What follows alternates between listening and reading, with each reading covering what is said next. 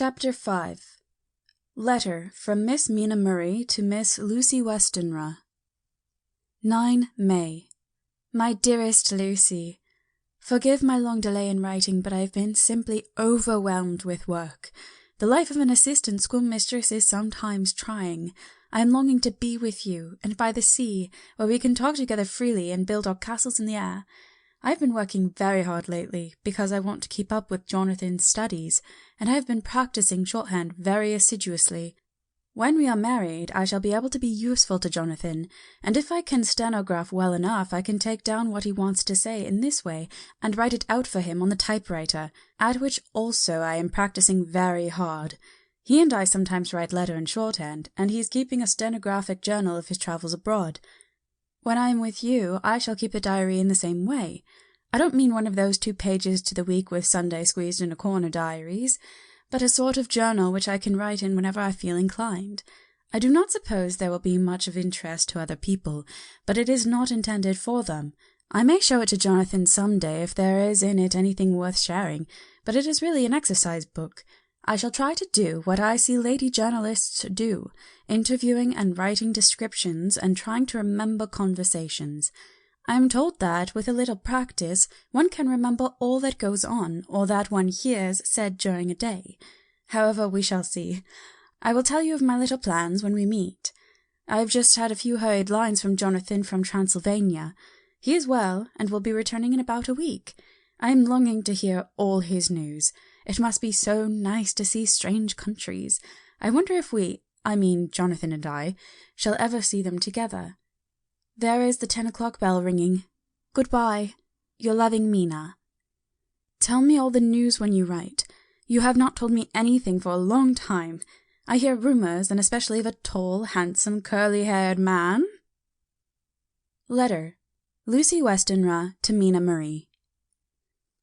17 Chatham Street, Wednesday. My dearest Mina, I must say, you tax me very unfairly with being a bad correspondent. I wrote to you twice since we parted, and your last letter was only your second. Besides, I have nothing to tell you. There is really nothing to interest you. Town is very pleasant just now, and we go a good deal to picture galleries for walks and rides in the park. As to the tall, curly-haired man, I suppose it was the one who was with me at the last pop. Someone has evidently been telling tales. That was Mr. Holmwood. He often comes to see us, and he and Mamma get on very well together. They have so many things to talk about in common. We met some time ago a man that would just do for you, if you are not already engaged to Jonathan. He has an excellent parti, being handsome, well off, and of good birth. He is a doctor, and really clever. Just fancy. He is only 29, and he has an immense lunatic asylum all under his own care. Mr. Holmwood introduced him to me, and he called here to see us, and often comes now. I think he is one of the most resolute men I ever saw, and yet the most calm. He seems absolutely imperturbable. I can fancy what a wonderful power he must have over his patients. He has a curious habit of looking one straight in the face, as if trying to read one's thoughts. He tries on this very much with me, but I flatter myself he has got a tough nut to crack. I know that from my glass. Do you ever try to read your own face? I do, and I can tell you it is not a bad study, and gives you more trouble than you can well fancy if you have never tried it. He says that I afford him a curious psychological study, and I humbly think I do. I do not, as you know, take sufficient interest in dress to be able to describe the new fashions. Dress is a bore. That is slang again, but never mind. Arthur says that every day. There, it is all out. Mina, we have told all our secrets to each other since we were children, and we have slept together and eaten together and laughed and cried together, and now, though I have spoken, I would like to speak more. Oh, Mina, couldn't you guess? I love him. I'm blushing as I write, for although I think he loves me, he has not told me so in words. But, oh, Mina, I love him. I love him. I love him. There, that does me good. I wish I were here with you, dear, sitting by the fire undressing as we used to sit, and I would try to tell you what I feel. I do not know how I am writing this even to you. I'm afraid to stop, or I should tear up the letter, and I don't want to stop, for I do so want to tell you all. Let me hear from you at once, and tell me all you think about it. Mina, I must stop. Good night. Bless me in your prayers, and, Mina, pray for my happiness. Lucy. P.S. I need not tell you this is a secret. Good night again. L. Letter. Lucy Westenra to Mina Murray. 24 May. My dearest Mina, thanks and thanks and thanks again for your sweet letter. It was so nice to be able to tell you and to have your sympathy. My dear, it never rains, but it pours. How true the old proverbs are.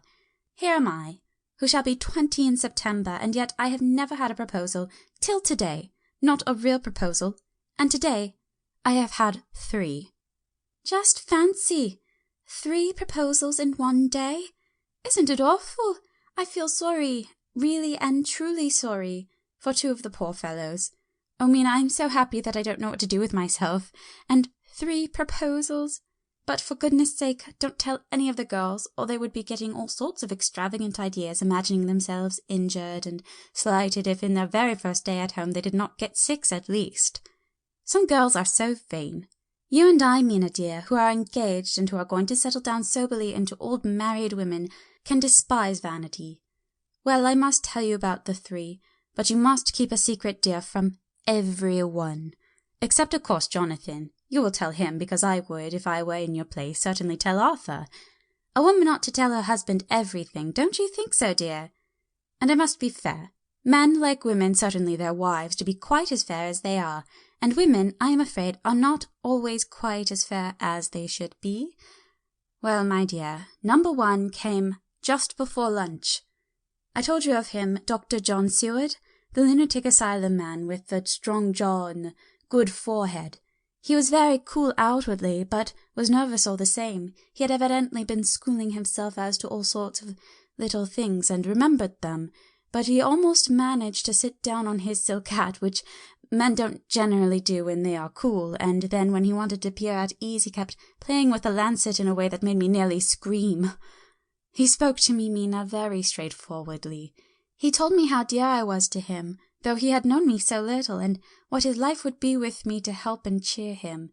He was going to tell me how unhappy he would be if I did not care for him, but when he saw me cry, he said that he was a brute and would not add to my present trouble. Then he broke off and asked if I could love him in time, and when I shook my head, his hands trembled, and then with some hesitation he asked me if I cared already for anyone else. He put it very nicely, saying he did not want to wring my confidence from me, but only to know, because if a woman's heart was free a man might have hope. And then Mina, I felt a sort of duty to tell him that there was someone. I only told him that much, and then he stood up, and he looked very strong and very grave as he took both my hands in his, and said he hoped I would be happy, and that if I ever wanted a friend, I must count him one of my best. Oh, Mina dear, I can't help crying. You must excuse this letter being all blotted. Being proposed to is all very nice, and all that sort of thing, but it isn't at all a happy thing when you have to see a poor fellow whom you know loves you honestly going away and looking all broken-hearted, and to know that, no matter what he might say at the moment, you are passing quite out of his life. My dear, I must stop here at present. I feel so miserable, though I am so happy. Evening.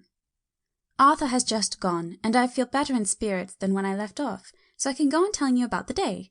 Well, my dear, number 2 came after lunch. He is such a nice fellow, an American from Texas, and he looks so young and so fresh that it seems almost impossible that he has been to so many places and has had such adventures. I sympathize with poor Desdemona when she had such a dangerous dream poured in her ear, even by a black man. I suppose that we women are such cowards that we think a man will save us from fears, and we marry him. I know now what I would do if I were a man and wanted a girl to love me. No, I don't, for there was Mr. Morris telling us his stories, and Arthur never told any, and yet— My dear, I am somewhat previous. Mr. Quincy P. Morris found me alone. It seemed that a man always does find a girl alone. No, he doesn't, for Arthur tried twice to make a chance, and I helping him all I could. I am not ashamed to say it now. I must tell you beforehand that Mr. Morris doesn't always speak slang, that is to say, he never does so to strangers or before them, for he is really well educated and has exquisite manners, but he found that it amused me to hear him talk American slang, and whenever I was present and there was no one to be shocked, he said such funny things. I am afraid, my dear, he has to invent it all, for it fits exactly into whatever else he has to say. But this is a way slang has. I do not know myself if I shall ever speak slang. I do not know if Arthur likes it, as I have never heard him use any as yet.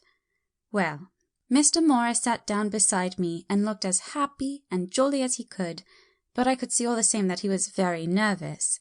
He took my hand in his and said ever so sweetly, "Miss Lucy, I know I ain't good enough to regulate the fixings of your little shoes, but I guess if you wait till you find a man that is, you will go join them 7 young women with the lamps when you quit. Won't you just hitch up alongside me and let us go down the long road together, driving in double harness?" Well, he did look so good-humoured and so jolly that it didn't seem half as hard to refuse him as it did poor Dr. Seward. So I said as lightly as I could that I did not know anything of hitching and that I wasn't broken to harness at all yet. He said that he had spoken in a light manner, and he hoped that if he had made a mistake in doing so on so grave, so momentous an occasion for him, I would forgive him. He really did look serious when he was saying it, and I couldn't help feeling a bit serious too. I know, Mina, you will think me a horrid flirt, though I couldn't help feeling a sort of exultation that he was number 2 in 1 day. And then, my dear, before I could say a word, he began pouring out a perfect torrent of love-making, laying his very heart and soul at my feet. He looked so earnest over it that I shall never again think that a man must be playful always and never earnest, because he is merry at times. I suppose he saw something in my face which checked him, for he suddenly stopped and said with a sort of manly fervour that I could have loved him for if I had been free, "Lucy, you are an honest-hearted girl, I know. I should not be here speaking to you as I am now if I did not believe you clean grit right through to the very depths of your soul. Tell me, like one good fellow to another, is there anyone else that you care for? And if there is, I'll never trouble you a hair's breadth again, but will be, if you will let me, a very faithful friend." My dear Mina, why are men so noble when we women are so little worthy of them? Here was I, almost making fun of this great-hearted, true gentleman. I burst into tears. I am afraid, my dear, you will think this a very sloppy letter in more ways than one. And I really felt very badly. Why can't they let a girl marry 3 men, or as many as want her, and save all this trouble? But this is heresy, and I must not say it. I am glad to say that, though I was crying, I was able to look into Mr. Morris's brave eyes, and I told him out straight. Yes, there is someone I love, though he has not told me yet that he even loves me. I was right to speak to him so frankly, for quite a light came into his face, and he put out both his hands and took mine. I think I put them into his, and said in a hearty way, "That's my brave girl. It's better worth being late for a chance of winning you than being in time for any other girl in the world. Don't cry, my dear. If it's for me, I'm a hard nut to crack, and I take it standing up. If that other fellow doesn't know his happiness, well, he'd better look for it soon, or he'll have to deal with me. Little girl, your honesty and pluck have made me a friend, and that's rarer than a lover. It's more unselfish anyhow. My dear, I'm going to have a pretty lonely walk between this and kingdom come. Won't you give me one kiss? It'll be something to keep off the darkness now and then. You can, you know, if you like, for that other good fellow. He must be a good fellow, my dear, and a fine fellow, or you could not love him. Hasn't spoken yet." That quite won me, Mina, for it was brave and sweet of him, and noble too, to a rival, wasn't it? And he so sad. So I leant over and kissed him. He stood up with my 2 hands in his, and as he looked down into my face, I'm afraid I was blushing very much. He said, "Little girl, I'll hold your hand, and you've kissed me, and if these things don't make us friends, nothing ever will. Thank you for your sweet honesty to me, and good-bye." He wrung my hand, and taking up his hat, went straight out of the room without looking back, without a tear or a quiver or a pause, and I am crying like a baby. Oh, why must a man like that be made unhappy when there are lots of girls about who would worship the very ground he trod on? I know I would if I were free, only I don't want to be free. My dear, this quite upset me, and I feel I cannot write of happiness just at once after telling you of it, and I don't wish to tell of the number 3 until it can be all happy. Ever your loving, Lucy. P.S. Oh, about number 3. I needn't tell you of number 3, need I? Besides, it was all so confused. It seemed only a moment from his coming into the room till both his arms were around me, and he was kissing me. I am very, very happy, and I don't know what I have done to deserve it. I must only try in the future to show that I am not ungrateful to God for all his goodness to me in sending me such a lover, such a husband, and such a friend. Goodbye. Dr. Seward's Diary. Kept in phonograph. 25 May. Ebb tide in appetite today. Cannot eat, cannot rest, so diary instead. Since my rebuff of yesterday, I have a sort of empty feeling. Nothing in the world seems of sufficient importance to be worth the doing. As I knew the only cure for this sort of thing was work, I went down amongst the patients. I picked out one who has afforded me a study of much interest. He is so quaint that I am determined to understand him as well as I can. Today I seem to get nearer than ever before to the heart of his mystery. I questioned him more fully than I had ever done, with a view of making myself master of the facts of his hallucination. In my manner of doing it there was, I now see, something of cruelty. I seemed to wish to keep him to the point of his madness, a thing which I avoid with the patients as I would the mouth of hell. Memorandum. Under what circumstances would I not avoid the pit of hell? Omnia Rome venalia sunt. Hell has its price. Verbs up. If there be anything behind this instinct, it will be valuable to trace it afterwards accurately, so I had better commence to do so, therefore. R. M. Renfield, age 59. Sanguine temperament, great physical strength, morbidly excitable, periods of gloom, ending in some fixed idea which I cannot make out.